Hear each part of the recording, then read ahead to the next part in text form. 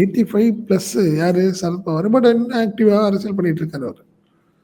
புரியுதுங்களா? ஒன்றும் விட்டு கொடுக்கவே போயிட்டு இருக்காரு. ஒரு பொண்ணும் இருக்காங்க, சுப்ரியாவும் ஒர்க் பண்ணிட்டு இருக்கிறாங்க. ஸோ இப்போ ஏன்னா என்ன இப்போ சமீப காலமாக அதுதான் ஒரு விஷயம் என்னன்னா, அஜித் பவார் தன்னுடைய சித்தப்பாவோட காம்ப்ரமைஸ் பண்ணி அவரோட தொடர்ந்து அரசியல் பண்ணலான்னு ஒரு மனநிலையில் இருந்தார்.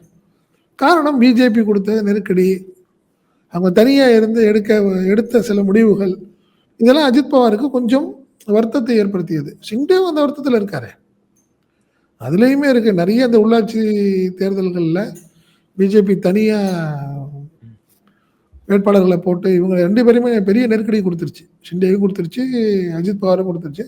அதனால அஜித் பவார் வந்து சரி இனிமே போதும், சரத்பவாரோட சேர்ந்து அரசியல் பண்ணுவோம் அப்படின்னு ஒரு மனநிலை இருந்தார்.